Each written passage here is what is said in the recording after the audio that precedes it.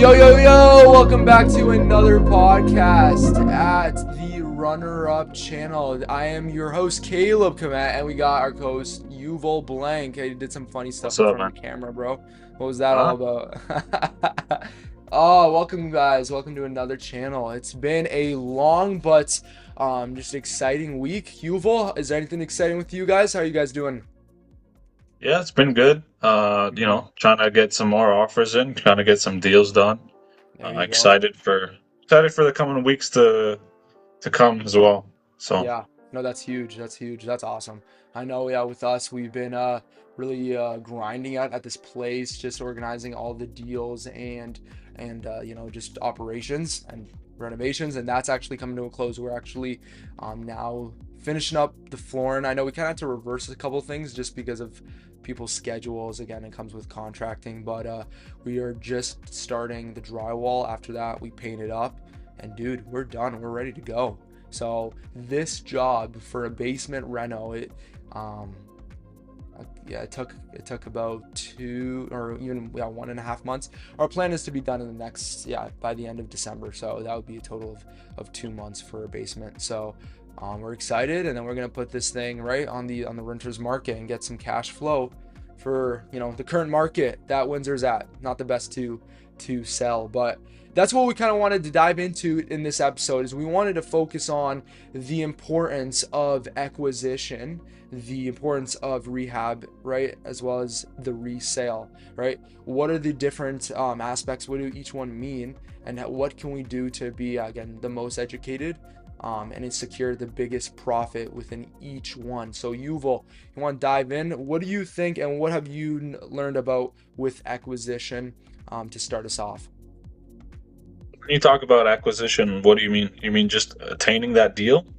Obtaining that deal, yeah, how does it look like, and what are we again trying to capture here? What's again, we you can think of, yeah, a whole, like a holistic point of view, but you got acquisition, rehab, and resell. How does it look, and what's the most important to you? Okay. Well, I mean, it starts off with filtering your leads, and then after filtering your leads, you would attempt to filter the opportunities as well, and then call them, and then try to see if they're actually qualified, if they want to sell or not. And then from there on, if they do, you would proceed with sending an offer, and then whatever your terms are, you close on that. And then from there, you can once you let's say you don't do wholesaling and you actually close on the property, Hmm. then it goes into rehab and then resale as well as another option. So, like you said, like for example, your property, right? You bought it. Now you're finishing off the rehab, which is just renovations. It could be major, it could be minor, whatever is needed. And then you would proceed with either reselling it in the market as like a top dollar, highest level reno, or you could hold it as a long term rental, short term rental, whatever. Set it up as an Airbnb. Um, Right. yeah, but are you guys planning on just holding it as a rental? Did you guys try wholetailing it, or are you planning on also flipping it? Yeah, you know what? With our equity capture, I mean, we did a pretty good job there. One thing, yeah, we want to highlight is the acquisition. This is the most important thing when it comes to this topic right here, is that you capture the profit. Everybody thinks you capture the profit right at the end of the deal once you sell the house or the piece of real estate, when it's actually reversed, when it's actually during the acquisition stage. How low are you able to negotiate a deal with? Is it a good deal? And the importance of, yeah, capturing as much equity as possible. That's where the real profit is. Where, again, a lot of investors and business owners don't emphasize on enough. So really, really grinding that. That's important. So it's what we did with our project. That's what the blanks did with theirs. As again, we're learning this as well. So that's one good thing that we definitely observed, and that we were actually able to put into fruition. So, yeah, our intent was to actually get into the just the rental market, because we knew with wholetailing it was a little bit just on the scale where it's like we don't think we could have gained, again, a lot of experience and profit when it came to wholetailing, as in the market is still quite, yeah, falling as of right now in Windsor. So even with our equity capture, yes, we could have made significant like profit there if we chose to do that. We have to understand that through the renovations and through the repair, and just through the experience that we do get as our first, again, as my first deal. um, I really wanted to get into that rental space and to capture what rent, the cash flow, and get the whole just as that, as again in the future we want to get into multifamilies. We want to go big with the rental, right, the reoccurring rental income. So again, doing it as a simple burr and then selling it or refinancing it simply is that whenever the market changes. So our goal again is to use that equity from the refinance of this current property, use it to the next, right, the next investment afterwards. You keep doing that, you build connections, you build more experience on the way, which allows you to bigger projects, right? Allows you to form syndications and partners for those real estate deals, which are vital, right? With getting big. I know I want to go big or go home. That's my motto, and it will never change. But yeah, that's what we're doing here. But from you, from your standpoint, what are you guys, trying to accomplish with your property? Yeah, so with this one specifically, we're probably going more for the rental as well. It's going to be pretty good as like a kind of a home base in a way, or as our first property in Texas as well. So Mm-hmm. it's going to give us a lot of experience. I think in a way, we're open to wholesaling it, and we're going to go through each step. How Mm-hmm. Ben says, he built out the formula so you can go through all of them. Um, and yeah, we're gonna try going from we tried wholesaling, now we're gonna try wholetailing. If that doesn't work, we're just gonna go into the flip and then rent it out as a fully renovated rental. Beautiful. Um, and yeah, it's just going through the steps that Ben made because there's a reason he did that, and we're gonna follow it. We were kind of trying to overcomplicate it when we could have just used his system that we know works, and yeah. Right. Right. I think that's the common occurrences with a lot of getting new, right? It's a new space. We're eager to get started, but we also put a bunch of confusion sometimes into our right, just the whole production, and we don't understand how the knowledge is so accessible and it's actually straightforward once we apply that knowledge and practice it. Because again, it's no joke that people do overwhelm themselves. Again, people apply just this source of stress and like just confusion, just because what happens is that people don't actually take time to underwrite or project the profit off the sale or whatever, because running the numbers is actually very, very underrated when it comes to, again, people that I've known and like just heard about. Unfortunately, they weren't successful in some investments just because they didn't take the time, do their due diligence, right? I'm learning about that. I mean, Robert Kiyosaki will talk about that, and Ben will always talk about that, but to do your due diligence. And it's definitely given within the real estate market too, right? We have the chance with conditional offers to use that due diligence period and to inspect, track the numbers, see what profit you get, see what we can achieve throughout that, and to see if it's a good deal. Are we capturing enough equity? So really kind of emphasizing on that the due diligence, right? People do lack. So no, that's good that you touched on that. So I know, I know with me and what I've been learning as well, currently, is just the importance to actually get out there, get your brand, get your name out there, and that goes through the form of what, networking, guys. It's so important to actually go out and to, again, you don't even need to go out with any list, but with the intent, right? With the urgency to create that connection with somebody, right? It doesn't mean you're going to have a deal or a partner right away, but to build that rapport and the reputation, I've learned again, is so significant and changing, especially when we're young, Yuval. To just get that connection going, that long-term relationship, as people will slowly start to build trust within us and our company, to ensure partnerships, whatever that looks like, right? Which is great.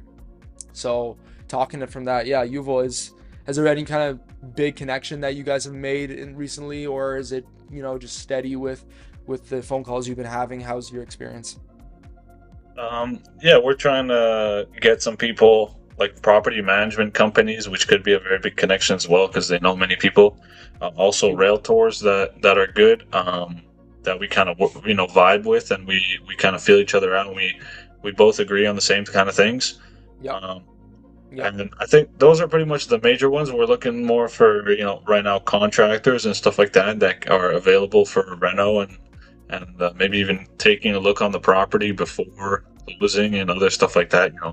Just as our reconnaissance in that area. Right. So I think that's a big thing, especially for like what we're kind of trying to do. Well, at least I am. I'm pretty sure you're trying to do the same thing, which is kind of having a business where you don't actually have to be there, completely digital, right? You have the network of people that are doing everything for you, um, Mm-hmm. and you can be, in Hawaii or whatever Yes. on the I'm so beach glad you. while you're making money. So Right? Come on. That's so good, right? This is the importance, and this is, I urge everyone to buy this book because I just started on it and I actually watched, he even has it on YouTube. But Dan Martell, I don't know if you're familiar with that. Yuval? Dan Martell? Dan Martell, I've Yep. not heard Buy of him. back your time.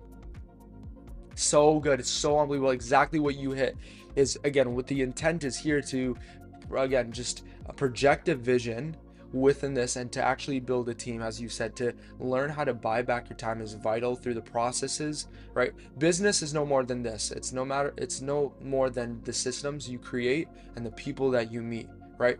And that you're able to build a team with, and using that to buy back your time, right? As you just said, you're getting into project, right? Management. That's huge. To find project managers, to find subcontractors that take full accountability. VAs are huge. I know offshore VAs, virtual assistants, are a big, just game changer that we've been exposed to, right? Even Dan Martell will be talking about in his book. We even got some insight from Anthony, right, and from Ben. I was there at Sunny Skies, and they were mentioning that, but it's just, you leverage other people's time so that you can buy back yours, because again, your job as a business owner is what, to be casting a vision, to be, working on the business, not in the business. If you're so focused on operations, right? If you're tied in with at least one of the departments, whether it's marketing, finance, sales, or operations, you won't be able to step out of that, right? I feel like the biggest problem, I know the biggest problem with my family and with my dad over the last 20 years is, fortunately, he wasn't educated in the world of business and what it actually means to portray, to get out of that self-employed state, that quadrant, into the business owner quadrant, as it's talked about it with Robert Kiyosaki in the cash flow quadrant. But what it's, yeah, I guess inclining is that you work on the business, on critiquing the systems, by answering emails, by just supporting that team, because they will do that work for you. They will cast that vision. That's what we really have to learn, right? And the best way and the most effective way is to audit, to transfer, and to fill those positions. I know that Dan Martell will talk about that.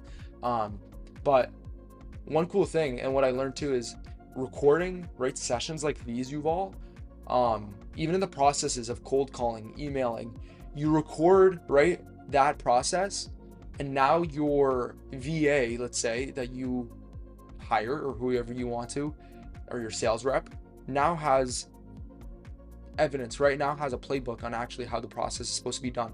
So what, number one, that's going to limit the amount of questions they'll want to be asking, right? Because they have all the answers there. They have the tone. What is it supposed to sound like? They have the script, right? What am I supposed to be doing afterwards? Am I supposed to be following up? Whatever it looks like. That's just in the sales department. But buying back your time, exactly. I would love to be in Hawaii or Mexico or somewhere in the Mediterranean, right? Um, and I just think I just work think from uh, there, I right? think a really great quote.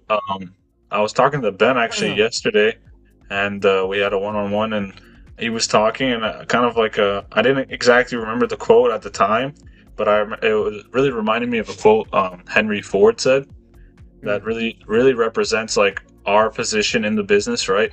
So the quote goes something like, "Thinking is the hardest work there is, which is probably the reason so few engage in it." amazing. So I think that really highlights what we're trying to do. As in, we're trying to invest all our energy and power into the thinking of the business, while others can help us with the actual labor and the force to do it. Right? That's so good. That's so good. Dude, sticky note on my computer. The exact Same same quote. quote. Oh yeah. Uh, Oh, 100%. We got to show that. And that's, it's such a good empowering, like point, because it truly, like, I'm glad you bring up that, but it's so true how people want structure and security, and all they have to do is, again, what is it, join a company, like a business that will provide that. Because what happens is, to think, right, and to be creative, to learn to create does take substantial effort Yeah. rather than just working on something you already know. So what happens is it just becomes passive operations. That's why that's an employee for you. An employee knows how to do the job, and it doesn't even require a mental effort, because it's just passive. You know what to do, and you're making someone else money. I know we talked about that in earlier episodes, but learning how to create that vision, learning how to think for new opportunities and meet new people and to build systems does, again, requires substantial effort. And that's so good how you mentioned that, because that's a vital for again, the business building, the development. And again, yeah, I mean, I've been learning so much I mean, about that. that's just the Yeah, biggest part too. It's just like acknowledging and accepting the fact that eventually, or hopefully, you'll get to the point where the only thing you are doing is just thinking on how to progress and how to excel in your business, right? Um, how do I multiply this business into something that can just work by itself, right? exactly. Like the it's not like we want to exit, right? The whole goal of the business, I guess, is to let it run without you. Is very important. I learned about this through the video I watched with Dan Martell. I took a bunch of notes on it, but just saying that you are actually one of the biggest barriers within your business.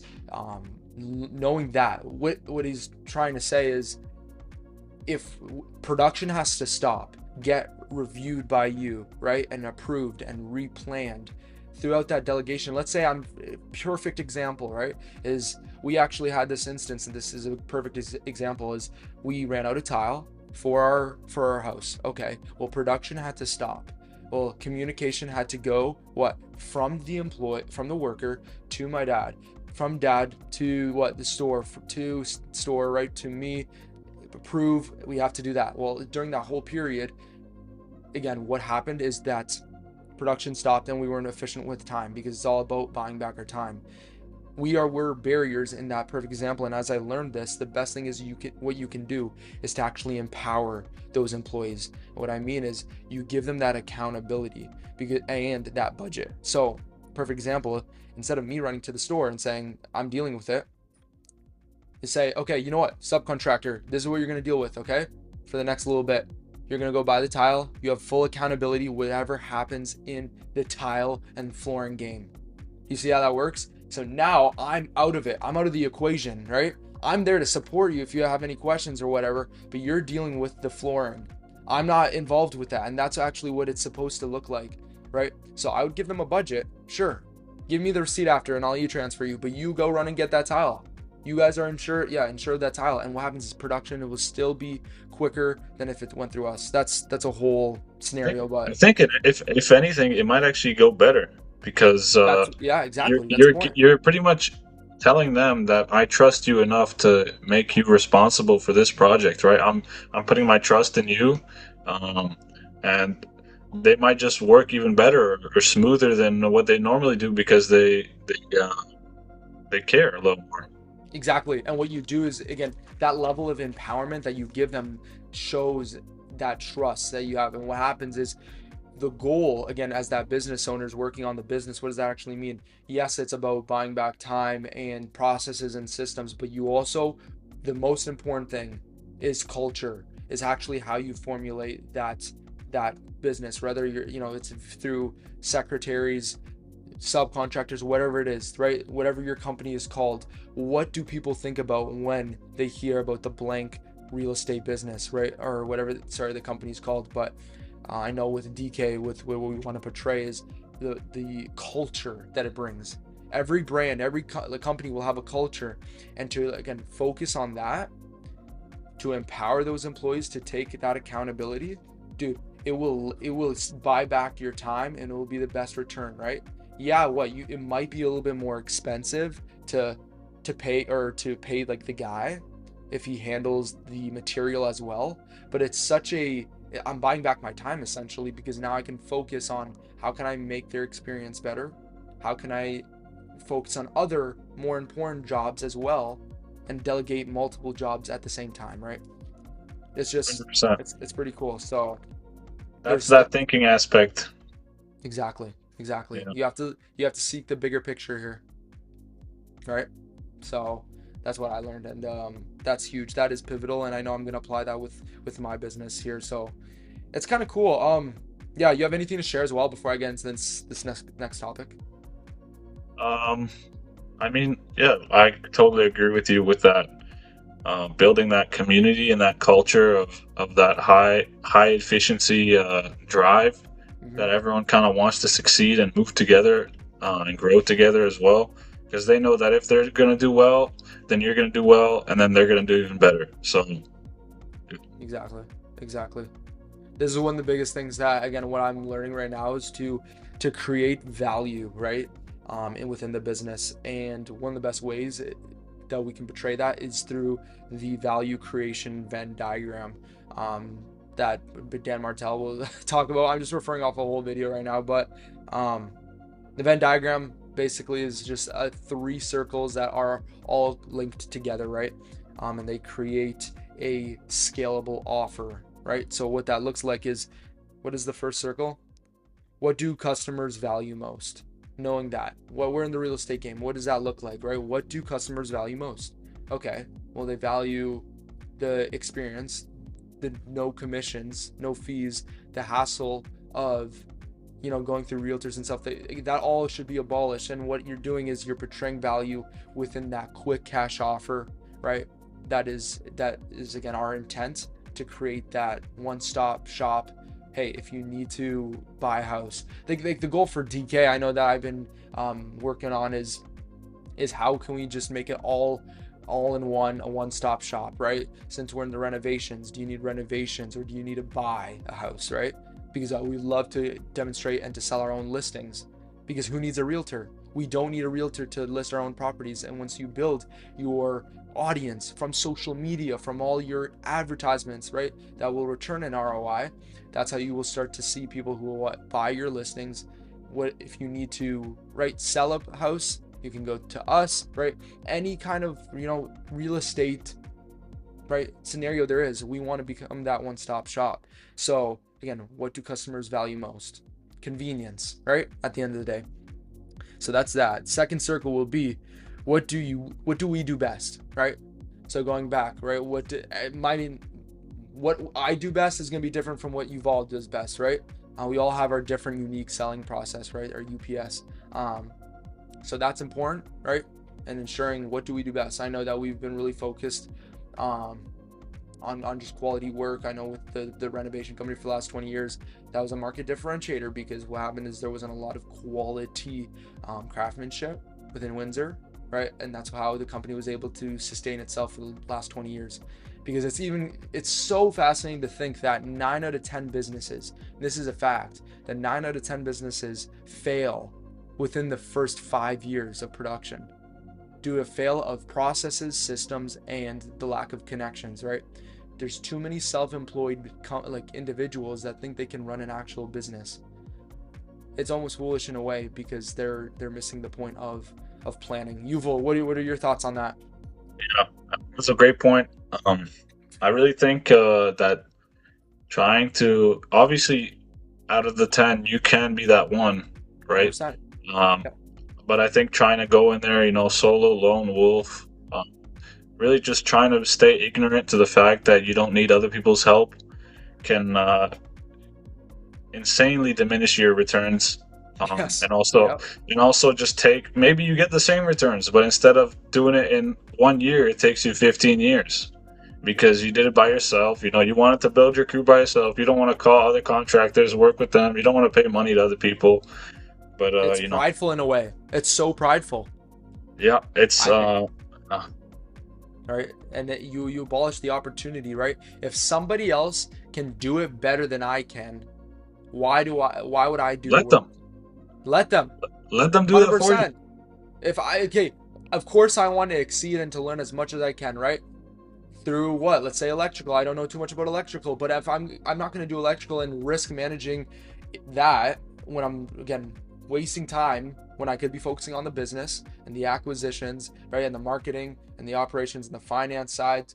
When if I started diverging all my energy towards learning how to do electrical, well, then what else? All the other chains stop, right? Yes, I would love to learn electrical, but if somebody else can do it, leave it up to them. I really do think that if you have someone that's exactly like you on your team, then there's no difference between just you doing it, right? So you want people that know something more than you, right? You want people that are better at electrical than you. You want people that So are good. better at financing than you. You just want people that are better than you just so you can focus on things that you're better at. Maybe you're a Yep. really creative thinker, right? But you suck at financials. Right. Right. Don't let that stop you from growing a business. If maybe your idea can spark something with like some, I don't know, some accountant, and then he's like, "I'll pay for the business and let's Yeah. start." Right. You No, never it's know. so true. So true. I know I don't know where the quote came from, but it says, right, if you are the smartest in the room, you're in the wrong room. Yeah, Right. So that's very important. Yeah, very good that you mentioned that. Like, I know Dan Martell will even emphasize on, I want my workers, my employees to actually be telling me what to do, right? And the yeah, suggestions that come yeah, from them, right? To empower them at that extent, to give them, this is the idea, right? I'm an entrepreneur. Yes, I'm creating a company, but my goal is to actually create intrapreneurs in my company. And what that means is tails is I'm creating other right people that take accountability and creators within my own company, whether it's through sales, marketing, finance, and operations, HR, whatever, you name it. And that's what you actually emphasize on. That will change it, right? I'm gonna step out of the way. Yes, come to me. I will approve it, whatever it looks like, and we can, maybe edit some stuff. This is it. I want to be an editor, not the author, right? Does that make sense? you should quote that. That was good. That's pretty good. Not mine. It's not proprietary. That was Dan Martell Oh, again. okay, okay, okay, okay. Dude, I wish, right? No, but it's good. It's a good quote that stands strong, and no, it really helps to see the intent. That's what a business owner is all about, right? As well as be the architect, not the builder, Yeah, right? Because what I think. happens? Yeah, Yeah, go ahead. I really agree. I really agree with that, and I think a really good highlight would be to have probably the skill you need as a business owner is to be able to find those people. Mm, But 100%. once you have them in that race, you don't need to keep running, right? They're going to run it for you. So I think just finding it. Let's make an analogy like finding your racehorse, right? Yep. So Yep. it's a skill. It's a skill to look at a horse, see what's good. How can I tweak this? What's he actually good at? How can I use him in a race? What's his pacing? So I really think just using that, having the skill to find the horse and then letting him run. I think is Excellent. just. I think that's probably the biggest part in the business. Yes. Yes. You're so right. You're so right. And I think what happens is, um, building that culture, as I already stated, is what actually, well, like it creates this synergy. I know there's a beautiful quote, and I'm trying to find it, um, from Martel, right? This is it. I need to check this guy out, man. You're Check this pulling out guy all these out. you're pulling out Unbelievable. all these great quotes. Unbelievable. I know, right? Listen to this one as you're searching that up. But culture, right? Culture is the invisible hand guiding your business when you're not in the room. It's how people make decisions when nobody is looking. Through accountability, performance, and execution, okay?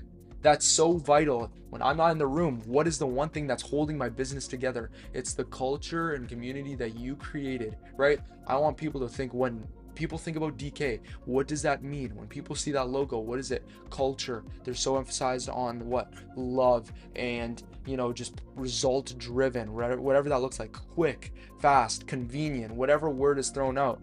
Yes, you're going to have your discrepancies and people that there's always going to be haters out there, right? I can't fight that. You're not always going to impress everybody. Again, if I'm able to use a majority, then that is a statistic. And if I have a 90 and 95 per, success rate, I won't always I always I won't be approved from everyone else, but majority, that's what matters, right? So I mean, the haters will always find something to hate, right? Let the haters hate. There's nothing. I think I love this because Grant Cardone will mention this. Like, if I have haters, that means I'm doing something right. That means I'm Yeah, on if the you don't actual have right haters, path. I would be a little concerned, especially if you have a big business. There's Yep. something there is too good to be true that even the haters are not hating. So Exactly. something's not right. Haters means you're on the right direction. It means that you're building up awareness in the right way. If you don't have haters, you're not reaching your potential, I would say that if you don't have haters, you don't reach people at all. right? I think I That's think in it. a way everyone for a moment, or at least you know, unintentionally hates for a second, but if you don't have any sort of hate at all, then there wouldn't be any Very sort good of point. connection there. Very good point.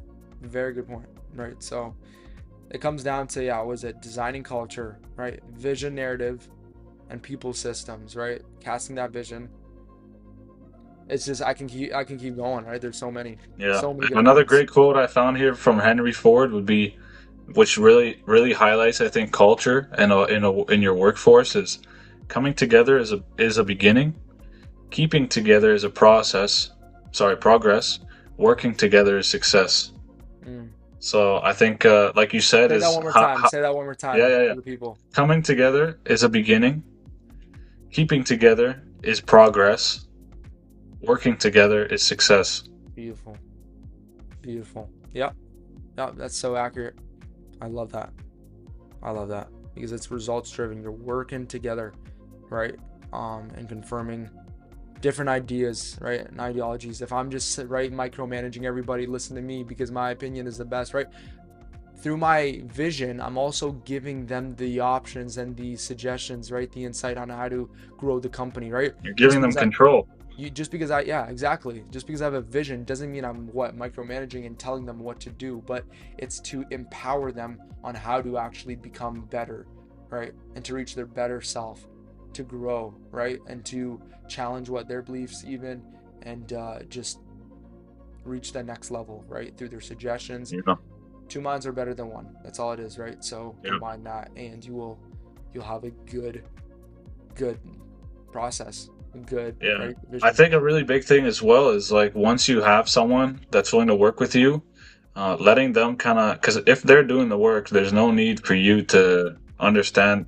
Like, what I'm trying to say is, if you don't understand their system, but they understand it, and maybe others can, then there's no need to change it, right? Just because you're the owner doesn't mean you have to have the system has to work the way you want it, right? Because you Exactly. want to have it in a way that they're comfortable because they're actually doing that task. So That's so good, right? Right. And that's why it's like this business can actually be so much more remote and easier than we mhm. think. Yeah, So much easier because than they we think. build it out. They build it out the way they want it.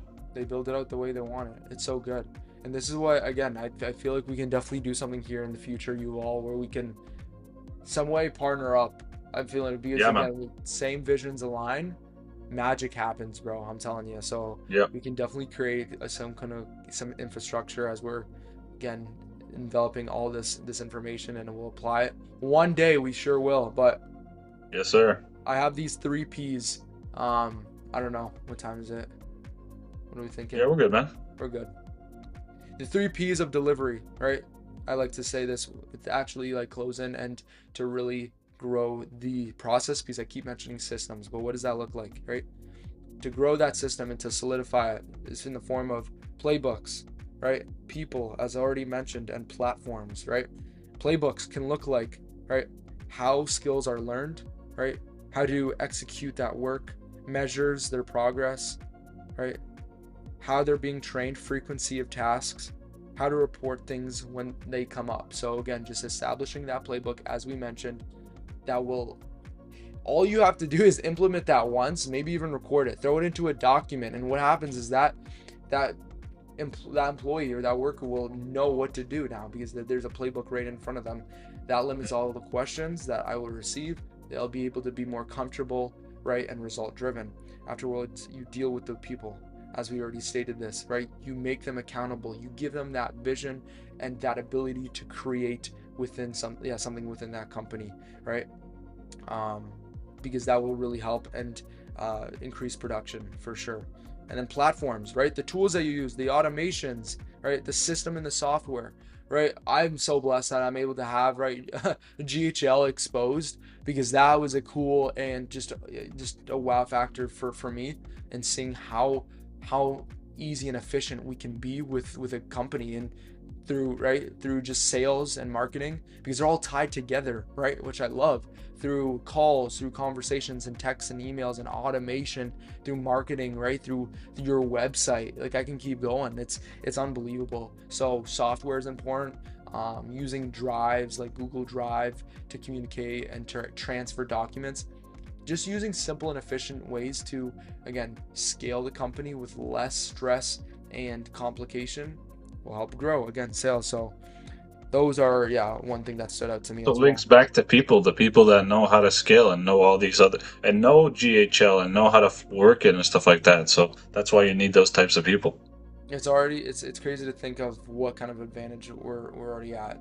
So learning Yeah. this at this age, like, it's just my responsibility, right, to just full send at this point, right? I can't even to be honest, I can't really imagine how I would be doing this without like the current GHL. internet. Like Oh without yeah, the internet. Like internet. imagine those all those millionaires and billionaires that were before the big boom of internet, right? Like Well, you know how, again, Rockefeller was the number one, first billionaire within the economy, right? And that was all through commodities. He started off with oil, Standard Oil, which was the company. So you would, again, real estate, what this is, this wouldn't be, right, existent without the internet. It truly would not be.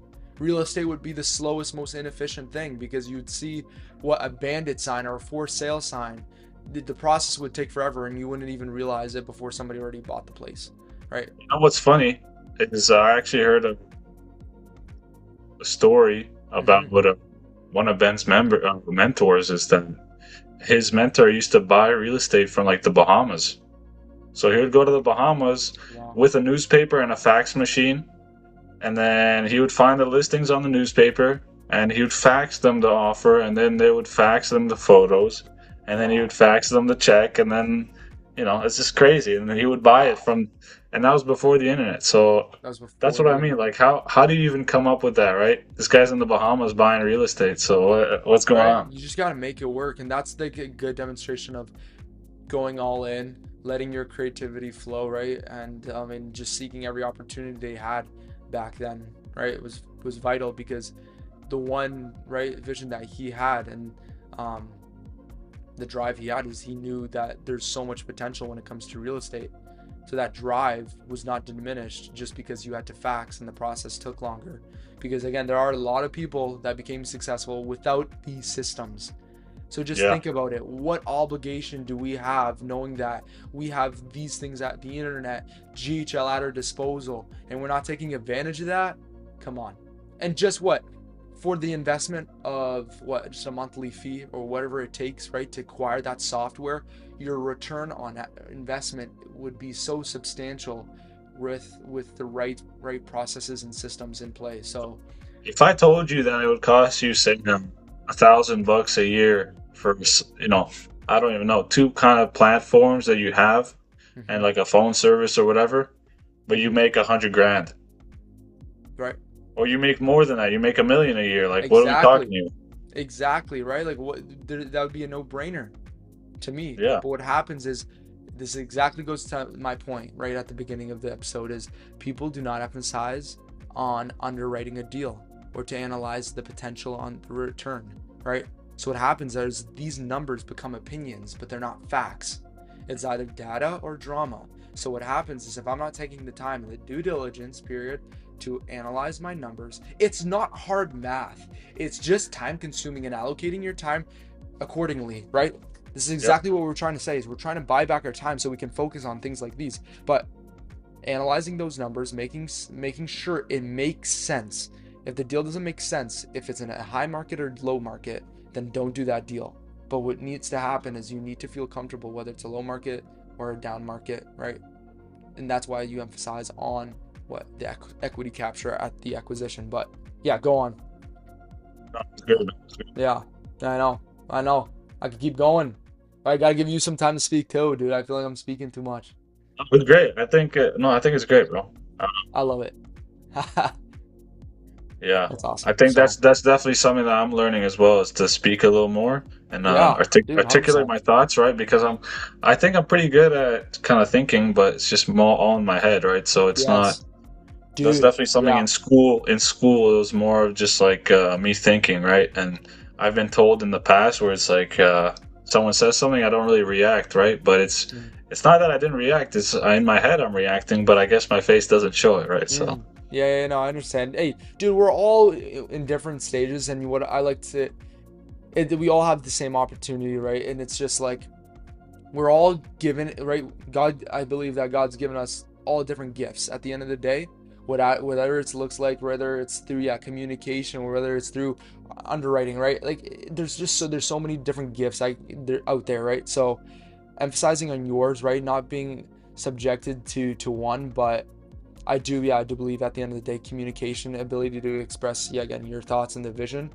to other people is important, right? So, I mean, I was told, yeah. and what I've learned over the time is I would be either insecure or wasn't completely vulnerable speaking. I'd always think that, what are they going to judge? What are they going to think when I say, right?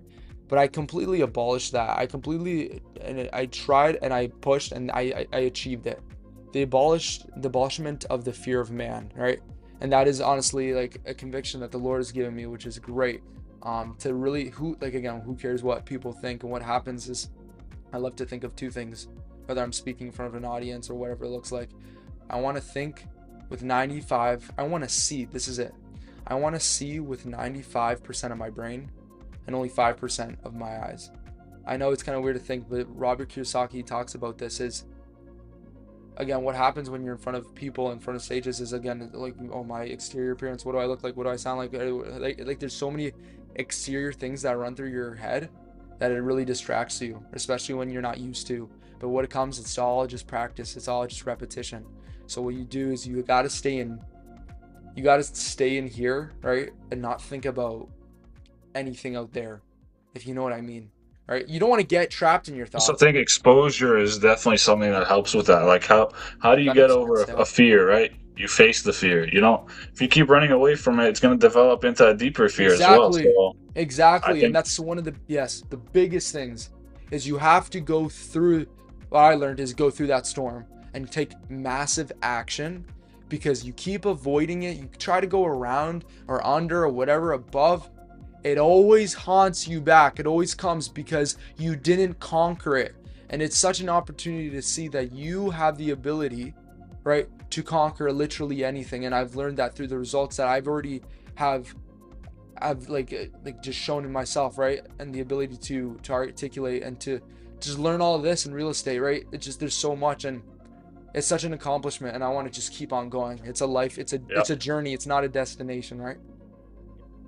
Yeah, I So think most people spend more time and energy just trying to avoid the problem instead of just fixing it. So yeah, I really right. I really think it's just a big powerful message to yourself to see that you're capable of breaking certain reshaping yourself, right? I really do think that. I mean, I don't like to blame, but I kind of feel that the schools in a way really do shape your mind into everyone kind of, everyone laughs at the same jokes in school. I kind of didn't really agree with most of these jokes, so I didn't really find them funny. And Mm, sometimes people tell me jokes today, and I'm like, what? How yes. is this? What is this brain rot, right? What are they talking about here? So It's so good to see that somebody else aligns with that. Yuval, I know exactly what you're talking. I know exactly how that synergies felt like, and to completely I mean, see a different I point. just feel how fake people are, right? It's. Fake, I yeah. think that's probably Stupid, the biggest lesson that the school has taught me is really seeing through all the bullshit and just I can see when someone's bullshitting you or trying to uh, get in favor of you by kind yes. of agreeing with everything and repeating what you're saying and stuff. It's just these little things that I just noticed that it's just I guess that's a really good skill that school gives you, but I don't know if everyone attains it from that. Right. But just reading people, right? So Reading people's huge. 100%. yeah, 100%.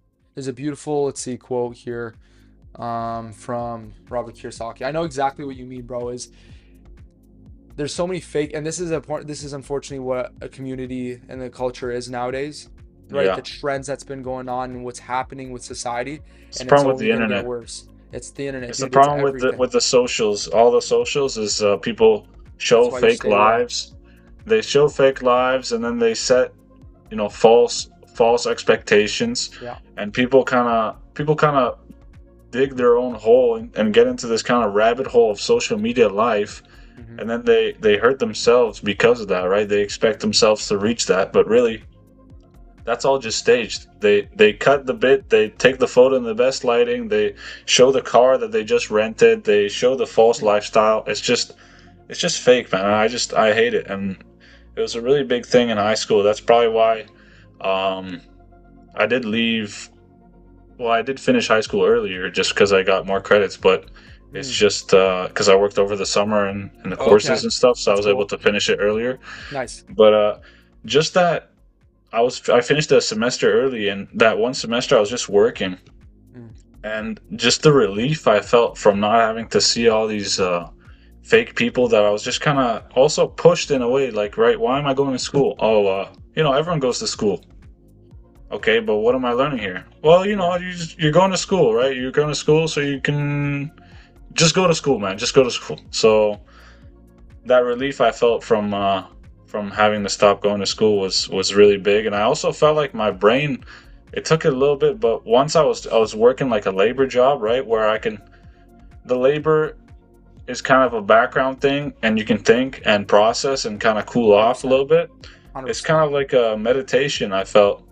So when I came back and did college, I was like top of my class, but I didn't really try. So I feel like it was just more of getting out of that kind of how do I phrase this? Just getting out of that bubble, dude. That fake Yeah, bubble is man. huge, and what it brought Changing was this. environment. Changing the environment was huge, and I've learned that too. It was so vital and pivotal for my life, right? Because I actually learned the importance and how much I'm able to actually focus once you're so right, once you cut through all the bullshit, because there's so much drama that goes on, then you can't focus. Then the attention span decreases, and there's so, oh, what did you hear what's going on Friday night? Did you hear about this? Did you Well, hear I about don't that? care what's going on You Friday night. segregate from that. You just got to push that noise and focus on the signal. That's exactly what happened to you, and you were able to find something that you enjoyed and allowed your mind to just be filled with creativity and opportunity. And that's what I've learned over the last little That's bit. why I don't. That's why I don't use Snapchat and Instagram and all those other ones. 100%. I could care less about what other person's life's happening. Like Right? even my family. If they want to talk to me, I got WhatsApp. Like people in college were trying to talk to me. It was like, "What's your Insta?" No, here's my number. I got WhatsApp. You want to text me? They're like, Yeah. WhatsApp. Yep. And I feel Yep. like some people, if they're not willing to talk to me on WhatsApp, they don't actually want to talk to me, right? Exactly. What's the point, So right? just It's just cutting a, the it's a, bullshit, right? I'm yeah. cutting that bullshit. It was another connection. It was another profile on their Snap grid. Oh, to show off. Look, I got 200 connections on my I on my got 200 Snapchat, followers, right? but I follow 6,000 people. Oh, bro, you don't It's actually care. unbelievable, You're just doing it because that's what everyone else is doing. right? Unbelievable. So, no, that's a good indicator, and I feel like at the end of the day, it's a choice, and very minimal people 100%. choose that decision, right? To understand that you control your life. Again, I say this all the time, but control your life, take accountability, take that responsibility, especially for men.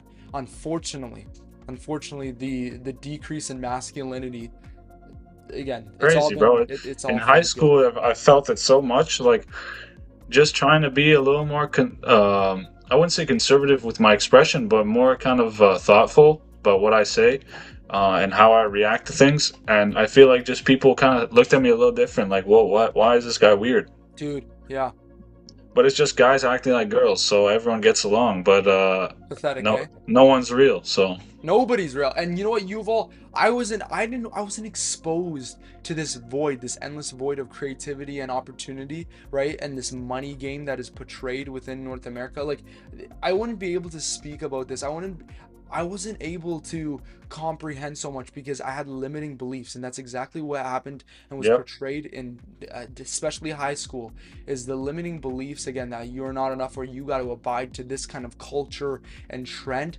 I hated it. And you know what? That distillment, that feeling that you and I felt, doesn't come to everybody. And unfortunately, what happens is people do stay stuck. they choose to stay stuck in those times. So to really utilize that and to challenge your beliefs in those moments, not a lot of people like that, because it's uncomfortable and it causes this phase of what's suffering. But as I always say, right, embrace that struggle, because that's where true growth is. And what happened is I was able to see a whole different perspective afterwards by just taking massive action to differentiate, right? Like I don't, I'm not saying this to reward or to advocate myself, but to show that literally anything is possible through the right amount of dedication. But the amount of people in hate or discretion, whatever it took, um, that I got was I really think it's completely fine to, maybe feel a little bit of ego when you to with yourself. You can reflect on it and kind of let it go afterwards, but allowing yourself to feel that ego of like, I literally changed this. I 100%. chose to do this. I actually did this, Hmm. and now look at me now, right? So Unbelievable. It's amazing. It's remarkable to see, right? And what I was getting to is the the picture on not going to school was it was so like detrimental, right? Everybody that heard that I wasn't going to school and that I dropped out, it was just like the surroundings, like, whoa, what is going on? Like, are you yeah, kidding I me? think people get the You're a wrong complete idea, man. joke. And it's so funny, and I just laugh because of the education that I was able to learn through these books. That if you told me a year ago that I was reading, I would have laughed at you, literally. But to see how the transformation occurred, and now look at the one who's laughing. I'm not even, I'm like, I'm gonna stop there to lower my ego, right? 100%. But it's a No, I think joke, and it's to okay see to the feel that system. ego, right? Because now Sure. I Yeah. think obviously I wouldn't say stay in that, like allow that ego to kind of drift away, but I think it's important to acknowledge the fact that you accomplished this, right? If you never allow your ego to expand, maybe for a second, right? Let yourself 10 minutes of just like patting yourself on the back and saying like, "Wow, this is incredible." But then also letting that go afterwards, I think that also grows yourself into a level of maturity. Um, that honestly, that was probably the biggest thing in high school. It's just like Mm. the amount of probably 95% of people in high school are complete babies, right? They can't take an insult. You if you somehow don't understand the subject, they're not mature enough to actually explain it to you. They rather laugh at you. Um, so I think that was probably the biggest thing that threw me off. Because personally, I was not good at high school. Right, probably the only thing I was good at was gym. Yep. Uh, I'm there too, and buddy. also like nothing was interesting. Right, all these subjects were like, bro, this is boring. I don't know. I'd rather go do something, play some football or something. I don't know.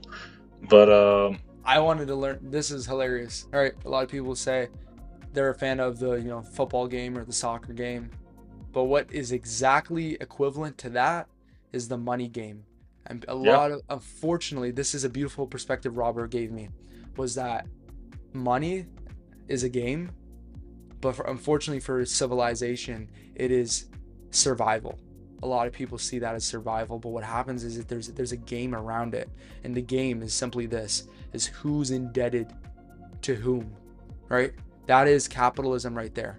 Who's indebted to whom? The more you're indebted from somebody, the poorer you are. The more you indebt to people, the wealthier you are. Do you see the difference there? It's exactly, and what's so prevalent is through real estate, right? Through the rents, through the passive incomes, through the vendor take back mortgages, seller finance, whatever it is, right? But capitalism is taking advantage, right? Um, of debt. Unfortunately, if you see debt as a bad image and something not to get into, it's unfortunate, because that's where it's really found, right? This is it. That debt, if you take on debt and take on risk, you should get paid for it. That's what he left off in the end of the chapter, and that makes so much sense, right? You're taking all the risk, you're taking on all the right detriment and the headache, whatever that looks like. Why not? Why not take, like, why shouldn't I get paid for that? And right, and what happens is that we're in school, as you're just mentioning, we are told, right, and we again find out that our biggest asset is our house, right? But what happens is our house isn't generating income for us. It's a liability, right? We're paying mortgage payments. There's nothing that's giving us more wealth, right? Oh, well, your house is appreciating year over year, right? Like, I don't know. But it's not. That's So, not. I think. Yeah, I think it's a deep. I think that's a deep discussion as well, and also I think it's yes. just. Would you rather, would you rather have that and call it an asset, or I think it's just how some people just misunderstand the label of asset. Um, and I Hmm. think just defining that term and understanding that an asset is something that makes you money, right? Doesn't take from you money. If it's taking away from you money, then It's not an asset, right? That's it. That's it. So that's how you define asset right there. Say it one more time. Make a statement out of that. okay to say an asset is something that makes you money. I think it's as simple as that. I think maybe someone can say, "Oh, your house is making you money because it's appreciating." Well, not really, right? You're not cash flowing and you're not making cash, so Right. Right. Yeah, exactly. Right. It's different from a rental when I'm gaining that cash flow. Exactly. Right. are you gonna sell that house?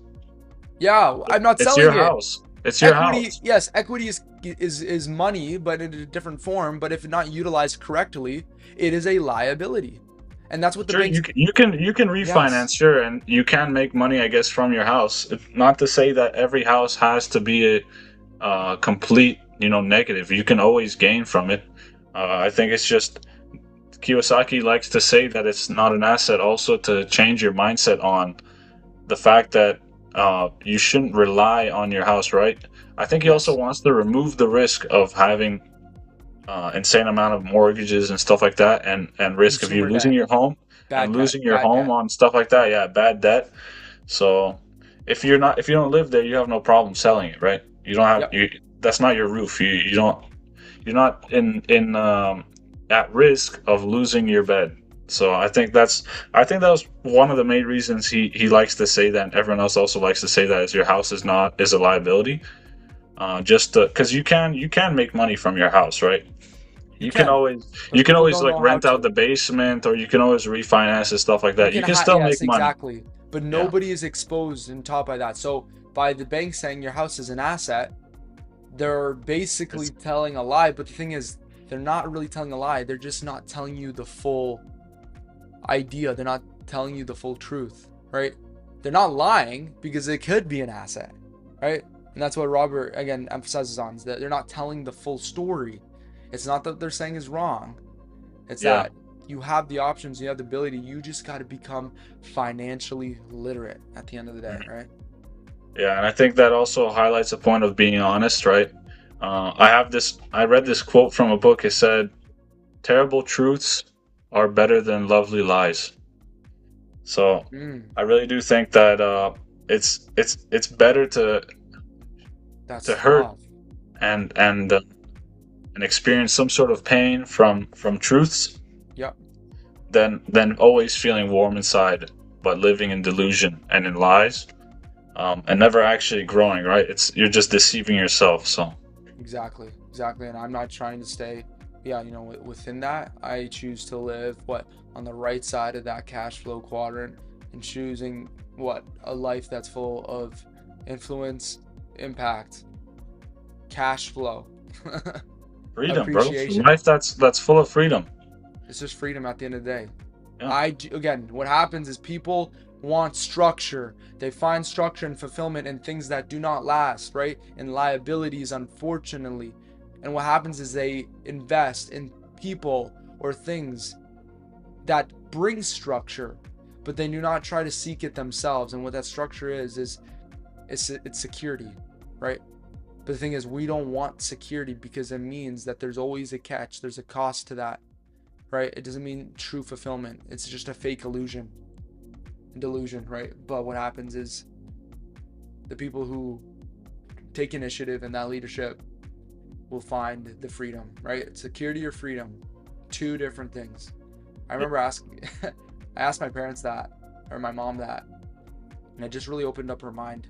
And again, what happened is the struggle and the challenge came to her, which is the exact intent, right? Like, oh, a whole different perspective change. which was cool and fascinating to see, right? So there's definitely an influential part, right, that on our part that we can play, right? Definitely educating people like this, right? But again, guys, this is all because we're learning this stuff. Again, all opinionated, all factual. But this isn't any financial advice. Full disclosure, this is a complete just There's in case study perspectives, perspectives of what we learned, right? The journey that we've been on for the last little bit, and take that to heart again. So don't get mad at us if you think that your house is an asset. Hey, let us know. Let us know, man. Give us the Right. hate. I want to see the hate. I want to see the hay, right? Because You're, if I you're don't gonna see the fire, you're gonna hay, then fire I me won't up. That's play. that's the that's the wood to my fire, man. Come on, what? Come on. But yes, guys, amazing. It's a great chat that we were able to bring. We are just delusional ourselves right now because we are out of it. But you know what? We're just gonna conclude there. But we appreciate all of your guys' support, all of your screen time, all your watch time. I pray we just truly thank you for all the opportunity that you guys have put in the time, just put in to watch this. I'm gonna completely cut this out because this is so bad. This is good, but this is the thing people won't need to see, man. This is the real. It's the progress that it This is the takes. real, man. We Oh just my talked gosh. about being real. Right? Come on, we gotta be real. But until next time, guys, stay tuned. Right? There's always value. If you received value in this episode, right? You've received value. I received value. Come on, you guys have to receive value. Leave down a comment, like, share, do it all, right? Do it all down below, because what happens is if I don't see the hay, then I won't come out and play. So what do you think? Write Not that too down. bad. Write that down. Write that down. Write that down. It's right beside my Henry Ford quote. It's a quote. I thought you made that up, man. What? No, I did. That one's on the spot, but I'm saying it's the same level. Same level. Oh, right? wait, you made that up? That was good, man. The what? The hay? If I don't get the hate, I don't come out to play. It's pretty good, eh? That's Yeah. proprietary. I can copyright that. I can put a copyright claim on that.